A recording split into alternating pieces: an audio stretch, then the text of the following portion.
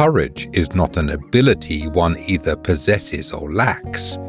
Courage is the willingness to engage in a risk-taking behavior, regardless of whether the consequences are unknown or possibly adverse. We are capable of courageous behavior, provided we are willing to engage in it.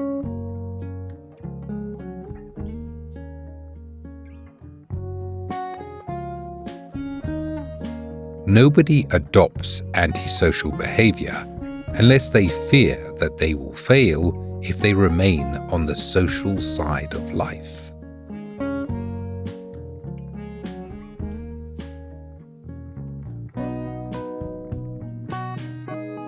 Do not forget the most important fact, that not hereditary and not environment are determining factors. Both are giving only the frame and the influences which are answered by the individual in regard to his styled creative power.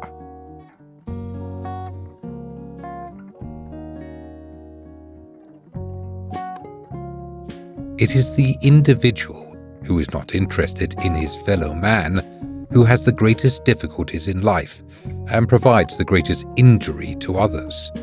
It is from amongst such individuals that all human failures spring.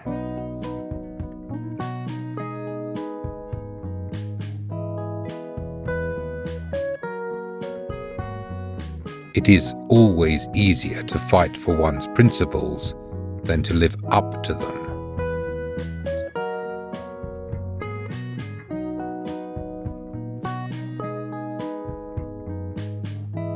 We limit ourselves to normal cases of mutual influence. We find that those people are most capable of being influenced who are most amenable to reason and logic. Those whose social feeling has been least distorted. On the contrary, those who thirst for superiority and desire domination are very difficult to influence. Observation teaches us this fact every day.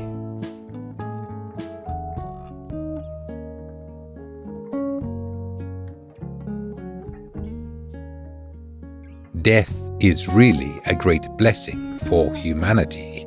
Without it, there could be no real progress.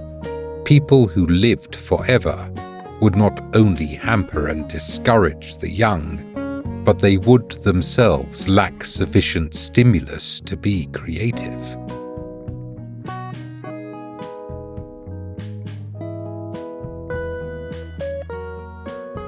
The chief danger in life is that you may take too many precautions.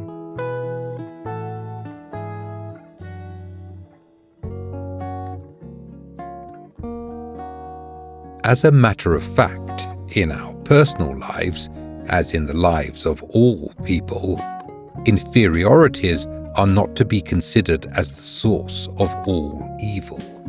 Only the situation can determine whether they are assets or liabilities.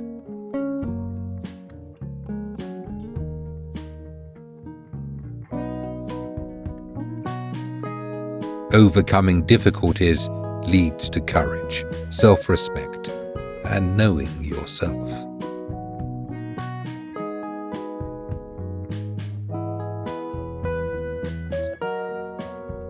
These three ties, therefore, set three problems: how to find an occupation which will enable us to survive under the limitations set by the nature of the earth, how to find a position among our fellows so that we may cooperate and share the benefits of cooperation, how to accommodate ourselves to the fact that we live in two sexes and that the continuance and furtherance of mankind depends upon our love life.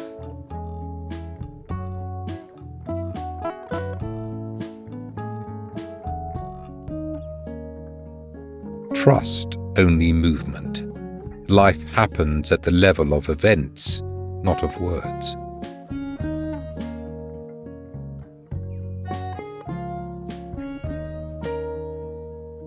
The only normal people are the ones you don't know very well.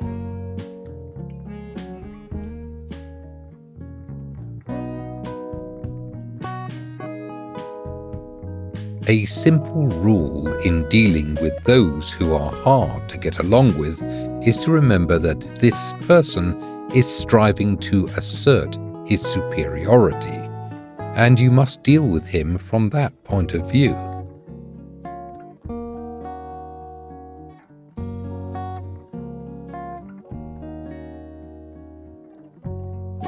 A private meaning is in fact no meaning at all. Meaning is only possible in communication. A word which meant something to one person only would really be meaningless. It is the same with our aims and actions. Their only meaning is their meaning for others.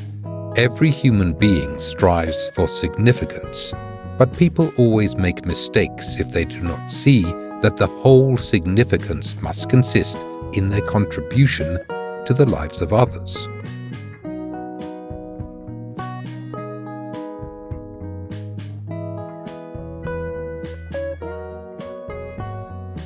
We are self-determined by the meaning we give to our experiences, and there is probably something of a mistake always involved when we take particular experiences as the basis for our future life. Meanings are not determined by situations, but we determine ourselves by the meanings we give to situations.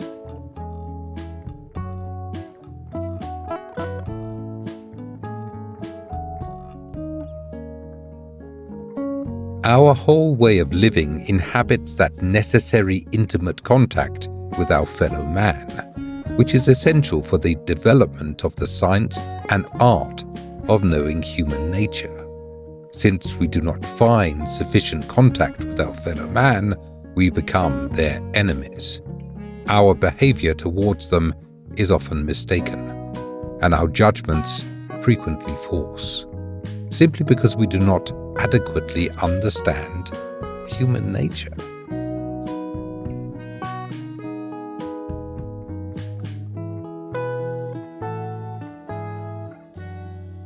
We are not determined by our experiences, but are self-determined by the meaning we give to them. And when we take particular experiences as the basis for our future life, we are almost certain to be misguided to some degree. Meanings are not determined by situations. We determine ourselves by the meaning we ascribe to situations.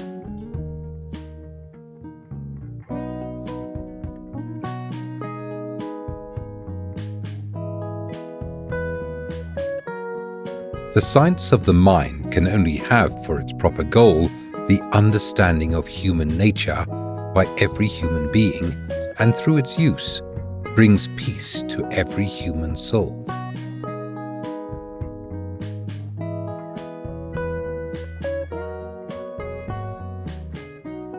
Every therapeutic cure, and still more, any awkward attempt to show the patient the truth, tears him from the cradle of his freedom from responsibility, and must therefore reckon with the most vehement resistance.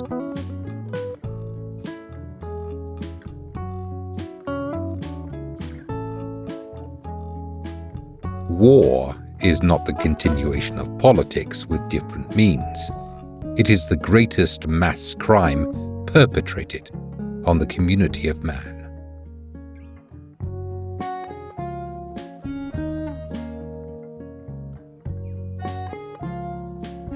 To be a human being means to possess a feeling of inferiority, which constantly presses towards its own conquest. The greater the feeling of inferiority that has been experienced, the more powerful is the urge for conquest, and the more violent the emotional agitation.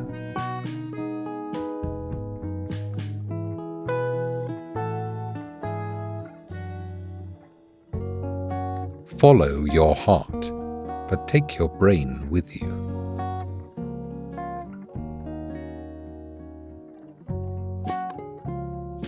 It was only because men learnt to cooperate that we could make the great discovery of the division of labor, a discovery which is the chief security for the welfare of mankind.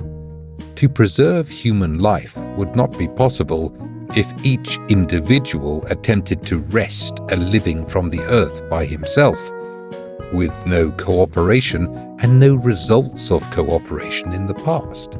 Through the division of labor, we can use the results of many different kinds of training and organize many different abilities so that all of them contribute to the common welfare and guarantee relief from insecurity and increased opportunity for all the members of society.